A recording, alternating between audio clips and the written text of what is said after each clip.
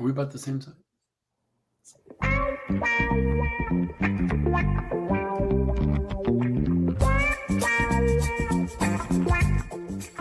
It's the Let's Talk Polyamory podcast, where we talk about all things consensual non-monogamy, polyamory, swinging, and all things about how you can have a secure and sexy relationship. Now here's your hosts, Tara and Andre.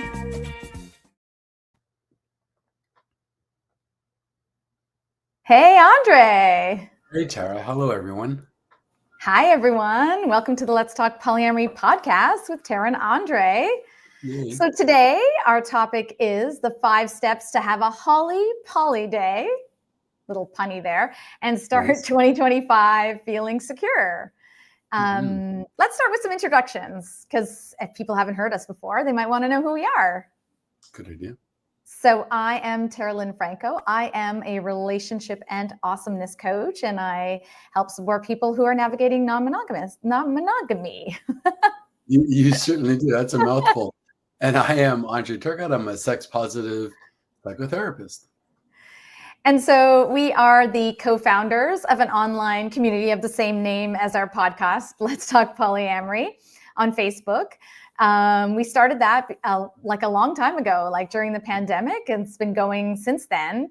And because our passion is to really help people create healthy relationships and navigate non-monogamy in a way that feels awesome and secure, and and make it a little easier to navigate those rough bits that come up from time to time. We've had a few rough bits, Andre?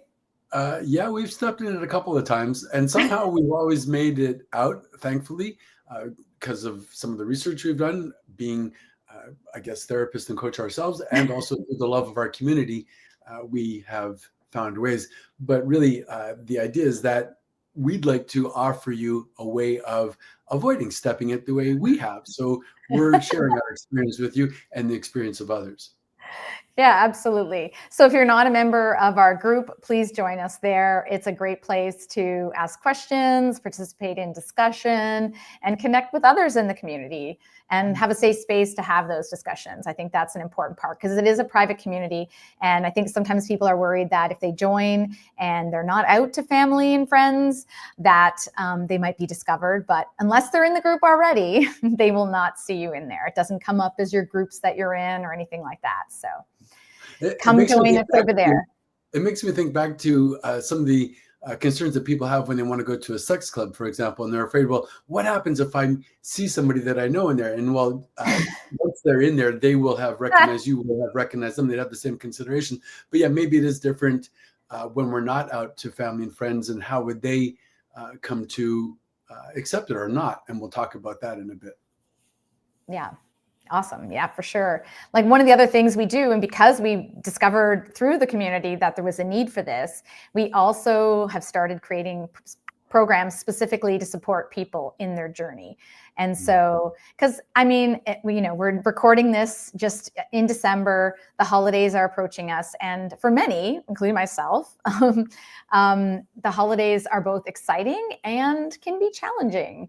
And so, if you want to use some of the time, if you have time off from work, to kind of make things a little more jolly for you, we invite you to take a look at our Poly Newbies digital course, which is completely self-driven, so you can fit it in between those times. And, it will help you, I think, navigate the holidays a little bit better, give you some tools in your tool belt to make it a bit easier. So you have that content as soon as you sign up and for 6 months, so you can take your time, or you can do as much as you can while you're on the holidays. Because, people often have a goal in the new year to set, make things better. And so that's one way you can do that. So it's a little bit of a gift to yourself and your relationships. So yeah. It is well timed. It is well timed, right? Because as you say, it is. This is being recorded during the holiday time that many people are celebrating, depending on which religion you might be subscribing to. And as you say, it may be exciting and challenging on its own, but added to that, what is it like when you are polyamorous or queer, or however you might express yourself, that is not within those norms or traditional values, let's say. Mm-hmm. Yeah, I think sometimes it can make you feel like a little bit alone. And I know, maybe we'll talk a bit about when we get to this part, but when I first came out to my family, that was in April. But I think the first holidays was at like Christmas. Well, any of the holidays, it was actually a little bit tricky because, I had to be there with that knowledge that they knew something about me that they didn't agree with. And, it was really uncomfortable. So anyway, we'll talk about that in a little bit. So, which leads us to today's topic, how to have a holly poly day and start 2025 feeling secure. Mhm. So, yeah, before we jump into it, there are some people watching us live record. We do live record to Facebook. So that's one of the benefits of joining the community and being part of that. But you can also comment if you're listening to this on the podcast, Spotify specifically. We would love to know from you what you're excited about or worried about over the holidays. So please share in the comments. That would be awesome. What do you think about the holidays, Andre? I know you're not like a super holiday kind of guy. Yeah, that's a very interesting question. You're right. I'm not a big super holiday guy, especially holidays, I guess, that are kind of steeped in organized religion. So I don't subscribe to an organized religion, but it's interesting that we do have these legally recognized holidays, these days that are indicated. And somebody like me who doesn't subscribe to organized religion, neither agnostic or atheist, but if I didn't have these holidays, when would I then be invited to celebrate these? So even if you don't necessarily believe in all of the history of it or the tradition of it, maybe it is good still to have some little mark on the calendar that might invite us to do the things that these holidays are supposed to do. And I think those intentions are to reflect and to gather and to come together and to have gratitude, to share, to do all those wonderful things. And I think that is universal, regardless of your orientation or your subscription to these organized things. But as you know, I don't participate in them. And sometimes as a result, that may leave me feeling a little bit isolated because I'm not participating that way. So I find things to do. Thank you, Tara, for helping me find ways to support myself during these things. So rather than just waking up one day and say, oh, this is the 25th of December and being taken by surprise, I have now implemented a lot of things because of your good coaching that help to prepare for these times. Well, I'm serious. So I will implement. You're so sweet. Well, it's tried and true. It's effective, and that's why it works. And that's why I'm participating in it. I've seen it firsthand. So I will implement certain things to help support myself and not feel so isolated. Some people may get off on that and say, well, finally I have a break from everybody and I can be without that. But we choose to either participate or not. And if we're not wanting to participate in that and not wanting to feel lonely in being alone, there are definitely things that we can do. Yeah, absolutely. And like the 25th is just today, right? And so, celebrating all different times is actually one way of doing it. So we'll actually talk about that too. So, the holiday season, what are you going to say? I just had a thought. I was thinking about it and saying about the 25th, right? So we're indicating Christianity here, right? But, what if we are Muslim or Jewish or any other thing, and it's not on that 25th? So as somebody who supports the 25th, that's my thing. Let's say, well, how do I feel about other religions and their time of day, about Ramadan or about Passover, all those things? So do I have a tolerance and able to recognize them? And then the question is, for sure. And then the question is, if I'm able to do that as a good Christian, for example, and recognize these other ones, even if I don't subscribe to it, can we still invite that same incorporation, that same recognition in other people's lifestyles and sexual identities? So if a person happens to be polyamorous or monogamous or queer or straight or whatever it is, can I be accepting of them? And is that my right to give that to them, or should it be an expectation? Hey, you might not subscribe to it, but don't yuck my yum. Absolutely. So it's interesting to see how we might be reminded or invited to have this kind of not only tolerance, but support of the other person and the joy for them that they might enjoy this. And it's lovely for them. Absolutely. And I think that it's a good time to also learn about what's going on in other cultures, other, faith-based religions. And yeah, like you said, celebrate. And I'm all for celebrating. So, but I it is wonder. a general, I wonder. I'll tell you.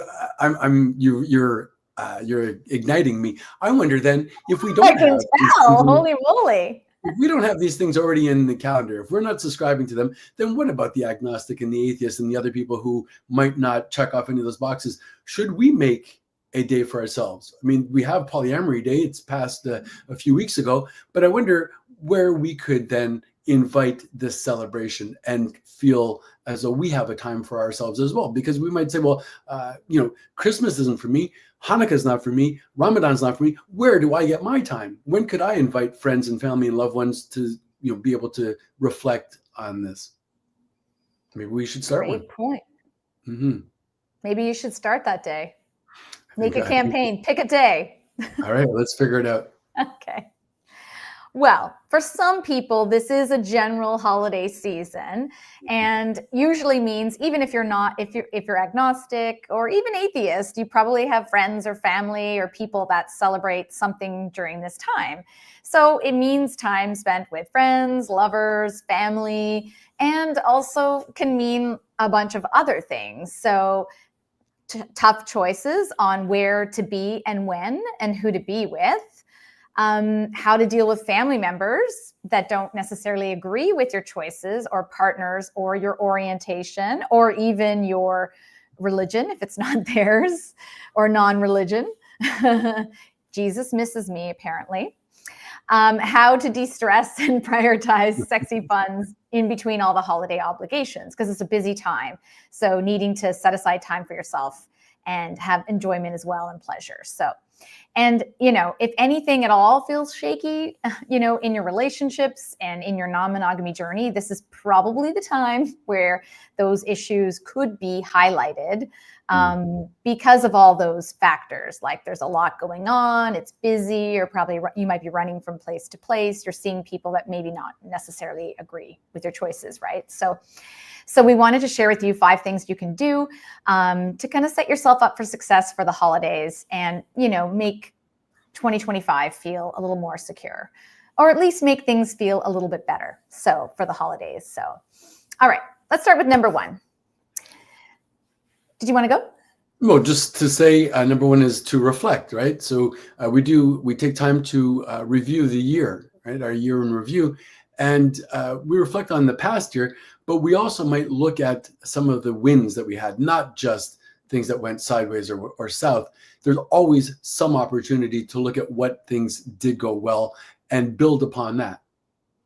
Yeah, I think that's a great idea. I think I just recently retold you the story of how I started doing a year in review. And part of that was kind of reviewing all the amazing things that happened over that past year. Also reflecting on the things that were challenging and why they might have been challenging. So, if somebody's, navigating non-monogamy for the first time, or something has come up that has caused you to have some strong feelings, it's a good time to sit down and reflect on that and what might be behind that, and how anything else that's going on might be influencing it. And, just take some time to reflect.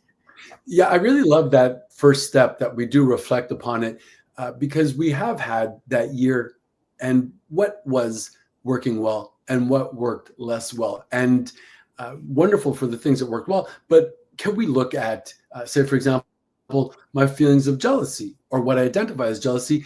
Upon investigation, maybe I find out, well, it's actually an indicator of my level of insecurity, or whatever it might be. But in taking time to reflect it, I can acknowledge these things, and then I can say, well, there is room for improvement. These are things that could stand some attention. But it's wonderful to have the conversation about this, to take the pause for it, to reflect, because otherwise, I'll speak personally, I may find them just going from week to week and going along that way and trying my best each step along the way.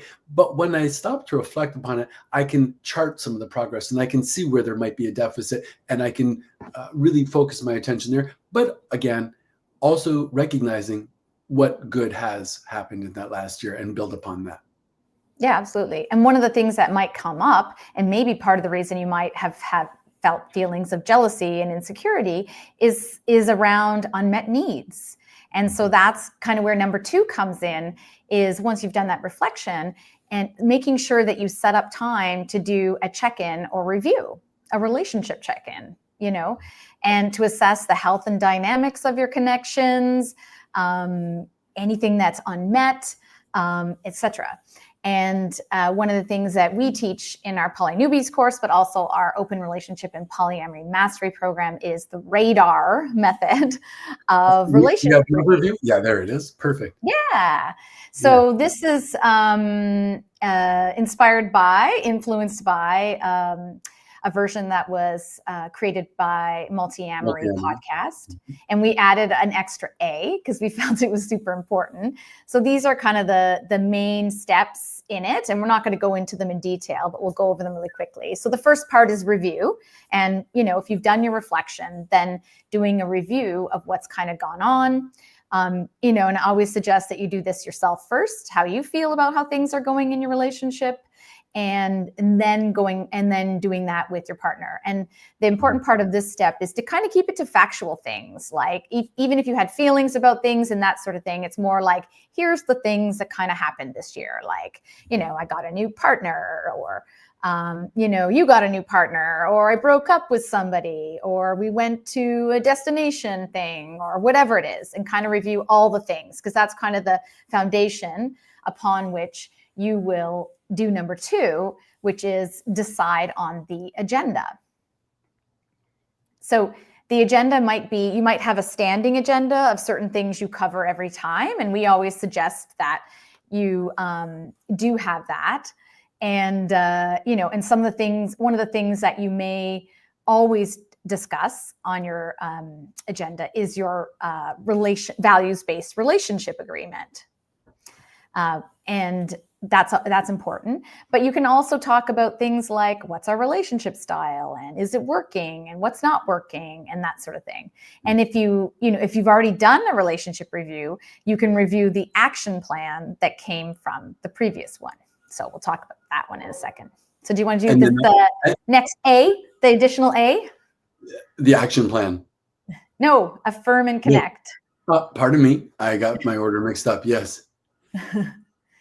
So we might mention some affirmations, things that we are recognizing that are working well in our relationship, values or traits that we admire in our partners, and we'll talk about it. But you know, Tara, I was struck by one thing that we said, and this is how we recommend that we do this, is, as you said, we review on our own first, right? We assemble our own tally sheet. But it's also interesting in this exercise, once we've done that, we could just, on a little kind of on the ledger, on the side note, we could also ask ourselves, what do I imagine my partner will respond? What do they think went well and went less well? Yeah. And to see, are we well aligned there? So I thought everything was fine this year, and I thought, it was the best year ever. And meanwhile, maybe you were thinking it was a little bit different. So am I in tune to that? So it's wonderful to rejoice and to recognize all these great things, but where does it align with my partner, and how do they actually feel about this? And where do we align as well? So it's good to know we have our own self-reflection, but then we invite our other person and we have consideration of what they might have on their list as well. That's a great point, to think about what they may think. Because say, for example, I had a new partner and everything went amazing and all that stuff. My other partner, like you in this example, might be like, yeah, well, that wasn't very good. You were out a lot. You didn't connect with me. You didn't, so thinking about what they might have felt about my connection or things I experienced or their own personal experiences is important to do in that reflection. So thanks for bringing that up. That's a great example, right? Let's say, for example, you did get a new partner and you may be overjoyed with that, as you should be, and you're experiencing all that NRE, whereas your partner, me in this case, maybe I felt, well, I was kind of secondary. My position had shifted somehow, and it left me feeling not as fuzzy, right? So maybe that's something that we talk about. And how could I still be recognized, or what has changed? All those good things. It's really about the idea of inviting conversation, rather. Yeah, perfect. So the affirm and connection a stage, and why we put it kind of here before we jump into the discussion, is that sometimes these discussions are a bit difficult, right? So I love what you said about doing affirmations, and we have an affirmation that we suggest for people before they start any sort of discussions. It kind of sets you up feeling good, but also connecting with each other. I liked how you said about, having some appreciation for the other person. And we actually have an exercise called I Appreciate. That's probably good to do here. So having some time to like reconnect and feel good before you're jumping into that discussion. And so sometimes this process of doing this relationship review might take a little longer. Mm-hmm. So then when you do get into discussion, I think I already mentioned this, you may be looking at, one of the things you may be looking at is your values-based agreement.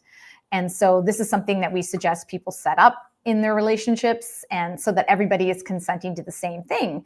But it's not a point in time activity. Like once you have one agreement, you're like, okay, that's it. That's how we're doing it. You know what I mean? It's like something to look at and review and ensure that it still aligns with your personal and your relationship values, reflects the type of relationship you have, and still meets your needs, and adjust it where needed. So at your quarterly or more frequent, bigger relationship review or end of year review, this is something that you may want to look at. And then you're discussing the other things on the agenda as well, taking your time, taking breaks if needed, making sure that you're employing active listening, which we're going to talk about in a second too, and really hearing what your partner has to say. It's super important. Yeah, it's a wonderful time to bring up those things that we feel might be more difficult or difficult at all to bring up otherwise, because this is already set. We already have an invitation to this. This is an agreed time on our calendar where we're going to talk about the state of the relationship. And it might sound kind of foreign and kind of even pre-calculated, I guess you'd say, but it really does invite the possibility to table new things on the agenda. So we might say, well, how do we feel about this agreement that we had in the past? And has it shifted at all? Maybe in the past we gave it a 3 and now it's feeling like a 7. This would be a perfect opportunity for us to say, well, I might have felt that way previously, but now I think I've changed. And it could go one way or the other, but really it is the invitation for us to express our real feelings about this and how we might want to maintain certain things, or certain things may need to be modified. Yeah, absolutely. And it may be that when you first, like if you've opened an existing relationship, for example, that the relationship agreement might be a lot more rigorous. There might be a lot more under each value, things that you do and say to align with that agreement. But as time goes by, one of the positive things might be is you might say like, that thing is maybe not as important anymore. There's definitely things in our agreement that I know that will stay forever, like everything having to do with valuing our sexual health, but things like consideration, which is one of our values, which we have some things under there around, informing about upcoming dates and stuff like that. I think we're a little less rigorous maybe than we used to be. Like we had I think when we first started, we were like 2 days notice, but now we're like, yeah, give as much notice as possible. But if an opportunity comes up, let's just talk about it. And, usually it's totally figure outable. And I mean, I don't think I have strong feelings about it now, but that's because I feel more comfortable that all these other things are in place, So there's always positive things too. Like it's not necessarily you're going to tighten down more, you might loosen up more. And that might change from year to year, from review to review, I concur entirely. I think that we do feel more secure. So that does make us feel perhaps more relaxed in some of the areas. But maybe it's not the case with everybody, especially if they've not been practicing these things. They may actually feel less secure and want to have even more agreements, or what some might can say restrictions put upon it. But that is generally, in our experience, seen as people who have not been participating in these formats and these recommendations that we lay forward. Yeah, because I think so. Yeah. Oh, sorry, babe. So it's good to, as a monitor for ourselves, if I'm feeling less secure, what's informing that? What's driving that? Is it because I've been doing the work as recommended? unlikely, or is it because other things are going sideways and I'm not really addressing them? That's generally the case, right? Yeah, and I think sometimes when you first start with this stuff, you don't know what you don't know, right? You don't know Mhm. necessarily what you're going to need, or you don't know that a certain situation is going to come up. I think it's awesome to brainstorm what you think might come up and how you might feel, but we can't always catch it, which is why it's super important to have an agreement and then have a place to review it regularly. So, yeah. Which naturally then goes into our next letter, which would be A for action. So it's great to talk about these things or think about them, but many people would say actions speak loudest. So what are we going to do? What is our action plan going to look like? Yeah, exactly. So an action plan can be like updating your relationship agreement. It could look like, if especially if a partner has a new connection or something like that, it might mean that maybe we need more quality time together and need to be very specific about that, and like there could be things like that. So identifying any actions you feel will make Hmm. things better on an ongoing basis. Or better and or maintain what's going well too, right? Because maybe the action Yes. isn't just about fixing what's not going well, but how do we maintain it? So everything's going well with us. I don't think it's not that important to go on dates anymore. I don't think it's that important to woo you or to be seductive or flirtatious or all these things because, well, everything's working fine. And do I Yeah. then suddenly start taking things for granted, as opposed to saying, well, this is a time to reflect. Oh, and I remember their love language is words of affirmation. Let me make sure that I am able to offer them that because I consider their feeling well part of my feeling well. So what can I do to help support the good things that are happening in this? Not just putting out fires, but maintaining good protocol, maintaining good loving relationships. Yeah, that's a great point. That's a great point. And something came up for us recently because I've been really busy with a lot of new things going on. And, I haven't, I'll admit that I haven't been as attentive to our relationship and I've been prioritizing work. So it's not always other relationships that are impacting your relationship. It can be other factors and work is always a big factor for people. And so making sure you set aside time to do special things together is like super important and maintaining those things, not taking them for granted. I mean, I think one of the common things I hear from people when they're kind of struggling, when they've opened up a relationship and somebody has new partners or that sort of thing, is that they'll say, one partner will say, like, I just feel like not important anymore, or I'm not a priority. And the other person might say, but I'm here all the time. I'm here with you all the time. We live together, we eat together, we spend time together. But it's the quality of the time, I think, that's different, right? You're not necessarily, when we have other dates and we have the NRE, we might be putting a lot more energy into planning those dates and getting dressed up and doing that thing. And we still need to bring that energy into all of our relationships. So anyways. Yeah, that's a good Side point. note. Well, I heard that the other day with a couple that I'm working with where they said something almost verbatim of what you just said. And the idea, well, I'm here all the time. But their partner was like, you're here physically, but you're checked out otherwise. You're not Mm, present, even though you're physically here. And they were able to reflect upon that and recognize it and say, yes, let me avail myself more when I can, and I will make the efforts to do so. But really, the beauty of that was that a need was expressed, it was mhm. received, acknowledged, and then they went into an action. How can we then, uh, Yeah. address that? And doing this relationship review regularly is a great opportunity for that. Mhm. And then the last step in the radar is to reconnect and reward even. And Mhm. so reconnect is, now that you've had this discussion, you've created an action plan, there could be some strong feelings, right? So even before you go into it, I always suggest to people that they plan something awesome for after. That really feels like really reconnecting. It feels awesome and something you enjoy doing together that's either special or maybe it's like a regular thing that you do that feels really close and connected. Like I'm thinking about what some of the things I love to do with you is like cuddle up on the couch and find a really great film noir, make a healthy dinner together, and just sit and enjoy that together. really close. And to me, that feels really connecting. I mean, there's other connecting things I like to do too, but that's a really, even though it's not a, going out and painting the town red, it feels really close and connecting, because I enjoy that. So. It's as do I. I love those moments. But even if we don't have the luxury of that kind of time, it reminds me of when we would connect simply by holding each other's hand with one hand and putting our hand on the other person's heart and looking to each other's eyes.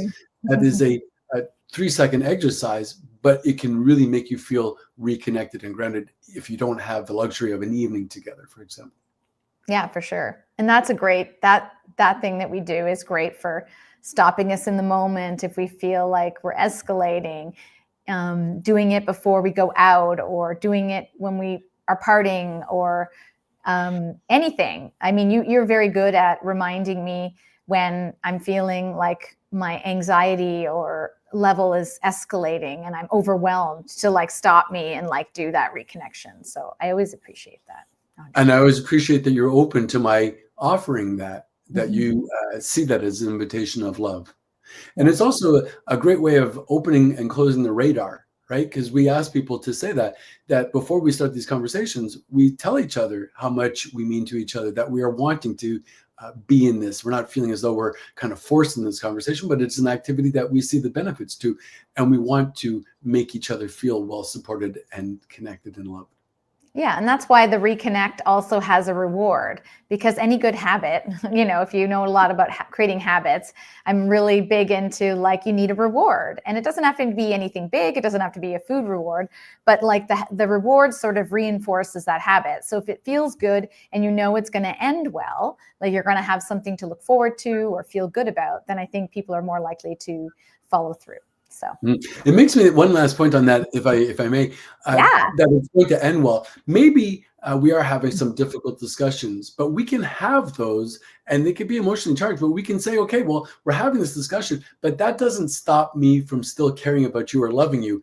And maybe we're kind of arguing or fighting or having a heated discussion, but then when the bell rings and we say, okay, we've had our time for that, even if it's not yet fully resolved, we will still come back and say at the end of it, I know we care about each other, and we will invite each other to reconnect this time. And it might be difficult at first to do that. I've just had a heated discussion. It didn't necessarily go the way I wanted, but we encapsulate that and we are able to compartmentalize it and then come back and say, okay, we still have a connection enough to say that we consider each other's feelings, that we want each other to feel well.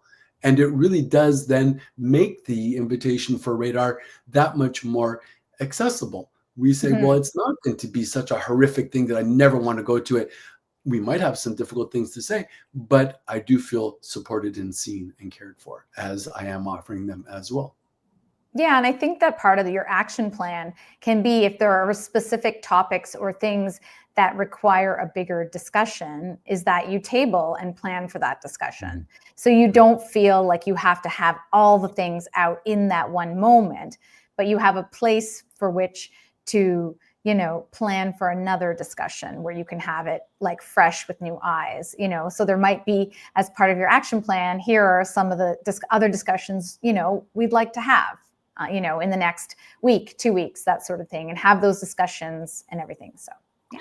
Well, it reminds me also, again, of when we went back to the idea of tempo and time and timing, right? How we would not necessarily ask somebody to participate in a 4-hour exam too much. So we would make it a little bit more mindful and a little bit more digestible, in that we will talk about these things, but it's not going to go on for the entirety of the evening per se, right? We are going to be able to block out times where we do feel as though we're coming to it, but when it is too much, we'll take a break from that. I think we're going off topic a little bit. Let's bring it back to the holidays. Yes, that's perfect. So number 3 is planning as well, but like, let's do some pre-planning for the where, when, who, how of the holidays, because dividing, if you are looking at the holidays, and I'm air quoting them, as a time limited thing, balancing that time between partners, which is like tough even during regular times, might be even more difficult because you may have other obligations with family and friends and work parties and things like that. So, really doing one solution for this is doing some planning in advance, but also being creative around that planning. Like we were saying, like everything doesn't have to be on one day. How can you make times throughout the month and into the new year for special times with partners? I think some of the things that come up for people and there's a lot of people that aren't out to family. And so if you're in a relationship where you're married, for example, with kids, where the parents of your parents don't know what's going on, then you may not be able to have a partner that you have come to family events and stuff. And that's kind of a hard situation for everybody involved, but sometimes for the person if they're solo or they're wanting to see you, so that's why saying being creative is important. Absolutely. It might be difficult for the person who's solo and feeling left out or excluded, but that's not to say that it's going to be easier for the person who had to make those decisions and feels that they're not able to bring 2 or 4 or 6 partners to the Christmas gathering or to the holiday gathering, right? But really, our only chance of navigating this well is to have these open and honest discussions ahead of time.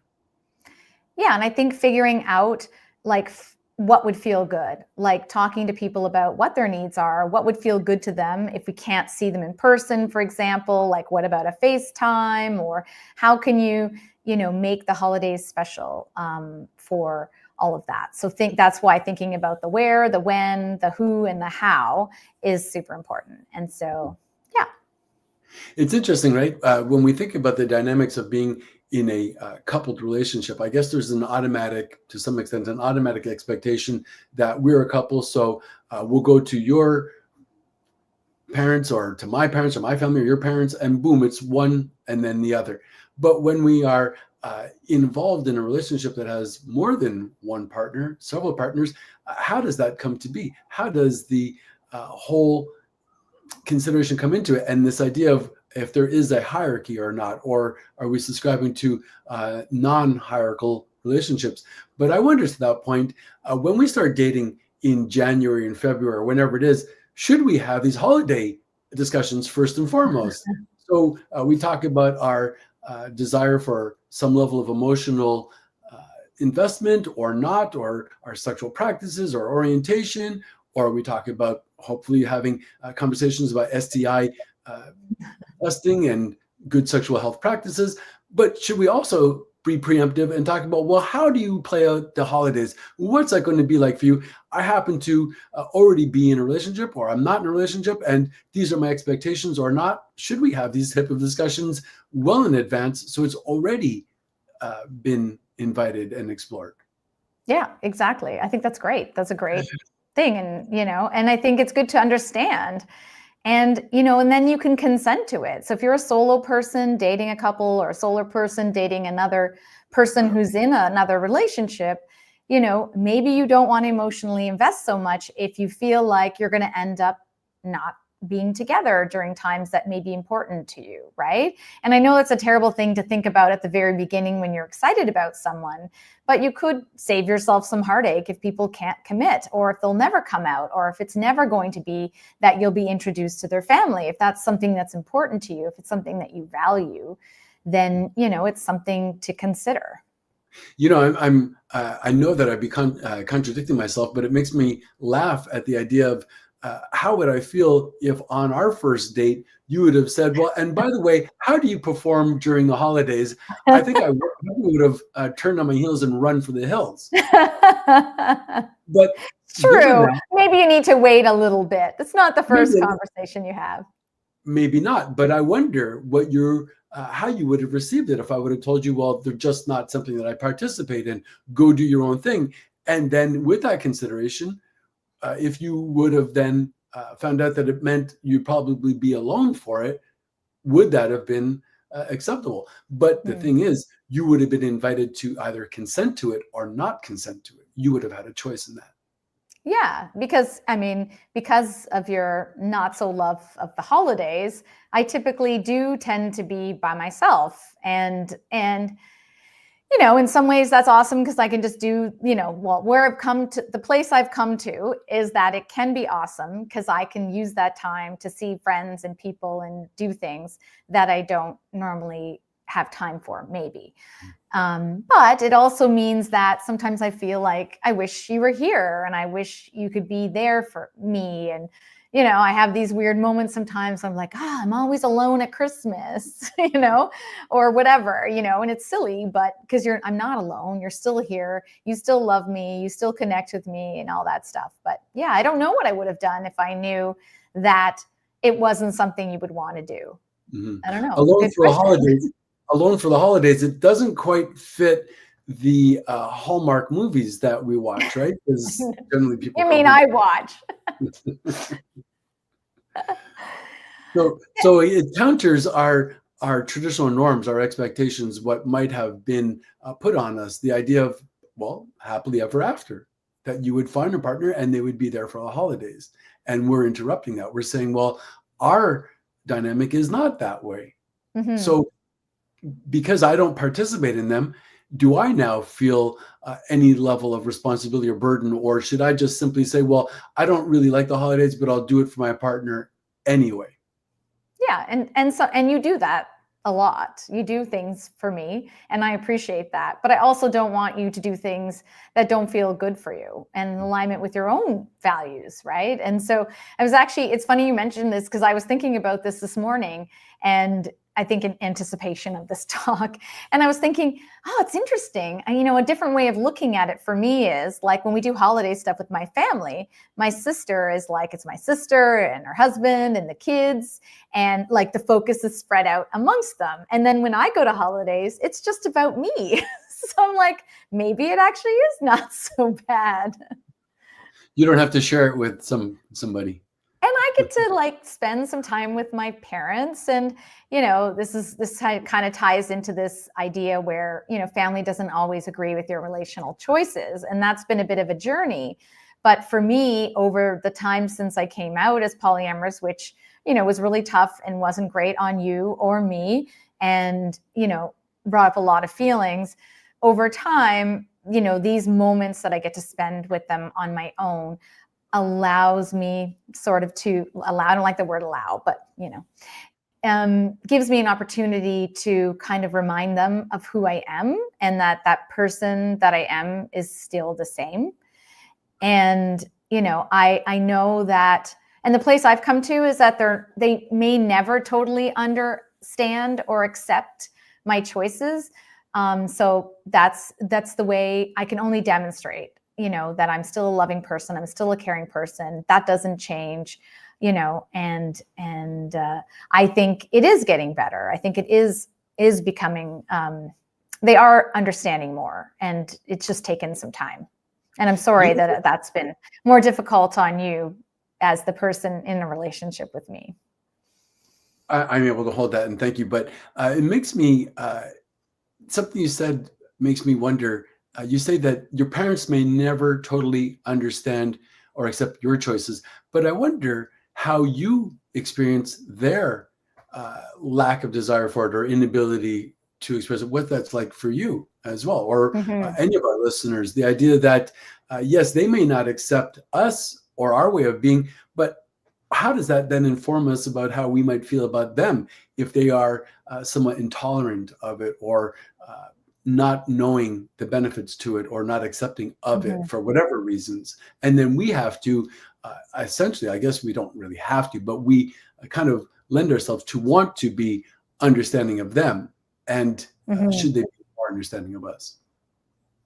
It's more of a philosophical question than for right now. No, it's a good question. And I think since that time, in some ways, I don't see them the same way. And I'm sort of mourning that a bit, and I will try not to cry, but yeah. But that's a very good point, Tara. I wonder if we ever have really had enough acknowledgement of that, enough space for that, to acknowledge what it's been like for you in those feelings, and to mourn that aspect of it. Because maybe before it's ever announced, we think our parents are the bee's knees and that they'll always support and love us and understand whatever we do.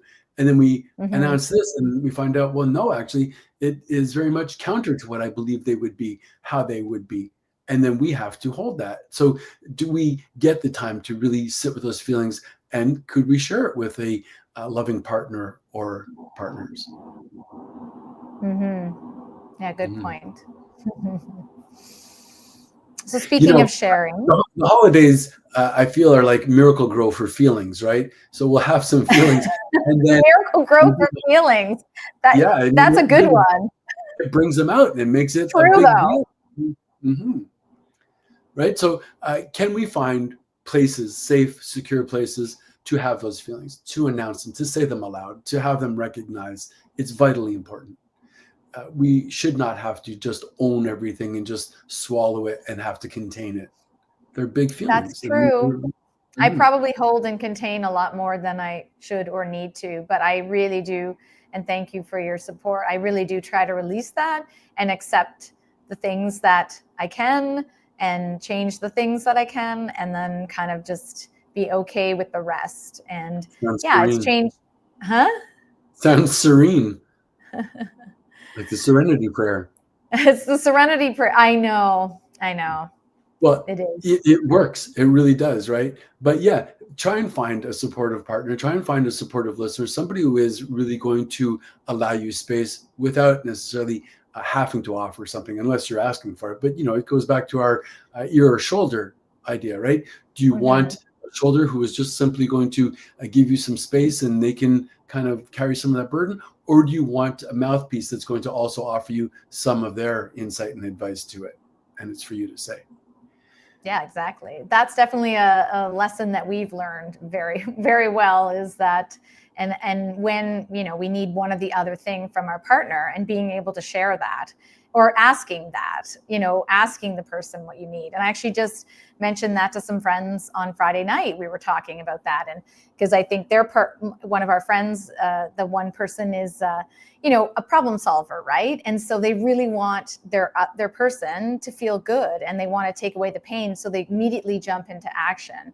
Whereas what they really need in that moment, and you had to communicate this to me too, because I'm similar, right? I'm like jumping into like, let's solve this, right? Because there's a difficulty in tolerating you being in pain, or suffering. Same with this other person. And so we had this discussion about, asking the question, do you want someone just a shoulder to lean on, an ear to listen, or do you want someone to help you solution? And so I think that was a positive, discussion.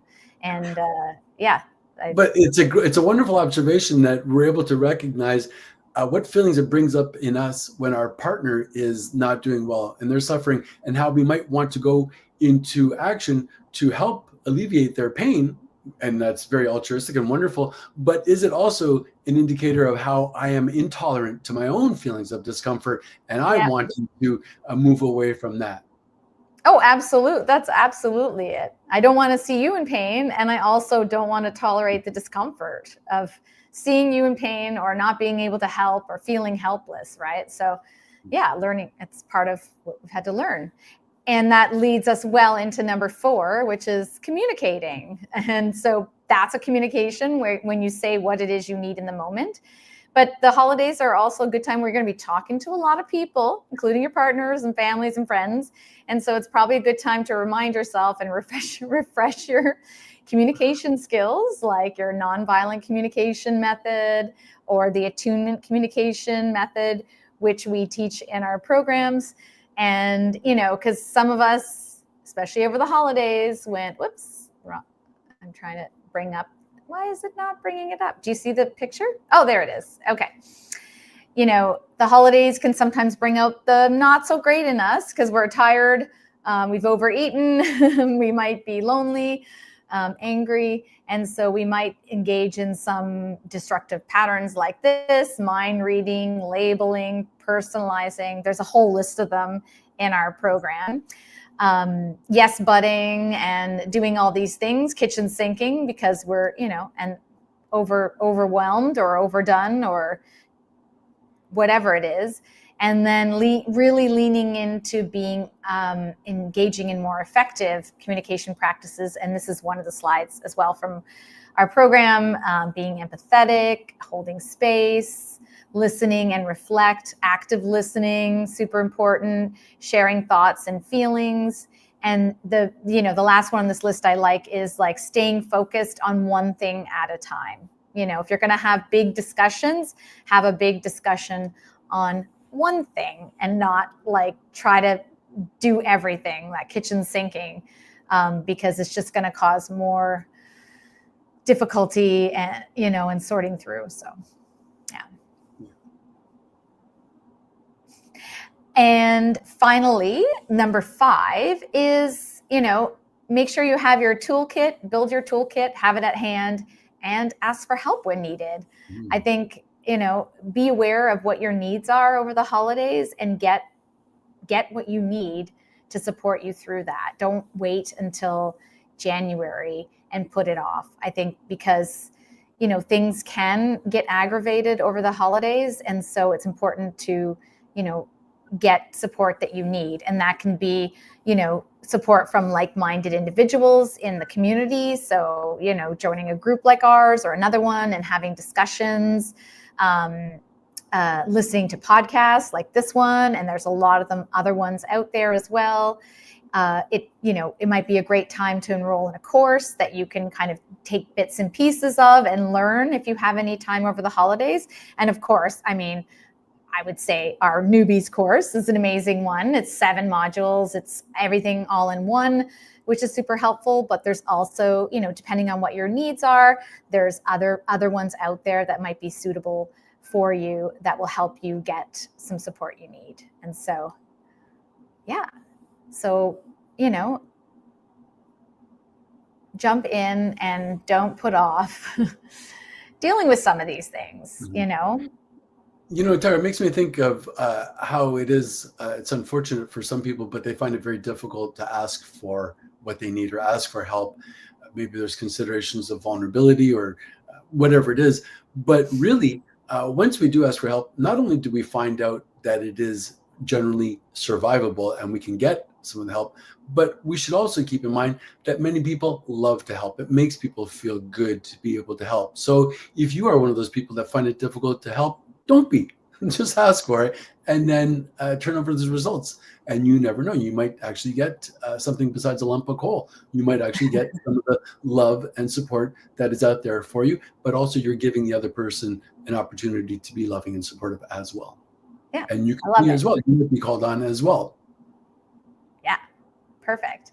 So, so through the holidays, we talked about 5 things you can do. So part of that is making plans in advance, which I think will help you, figure out how you're spending your time and doing that, doing your relationship reviews, communicating, connecting with partners, finding ways of connecting with partners, even if when you can't be with them. So you can use technology where needed, online video chats, web-enabled sex toys, text calls, anything to stay connected. And, if you have a partner that's you're not going to be close with, find out what their needs are, what would make them feel special and awesome over the holidays. And I think for yourself, it's important, and I need to remind myself of this too, is take time to rest. Don't overcommit. So still do all the things that you normally do that make you feel good. For me, it's, you and I are doing Get Better in December in the health and fitness program that I'm in. And so that means like still getting up Monday to Friday, doing those workouts and taking care of self-care and feeling good and eating well over the holidays is super helpful.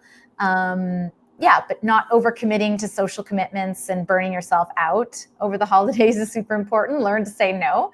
And then don't forget to prioritize and plan for fun and sexy times over the horny days, as I think you called it once. Sounds about right. Yeah. So that's it for this podcast. Thank you for listening. Thank you, Andre. That was awesome. Thank you, everyone.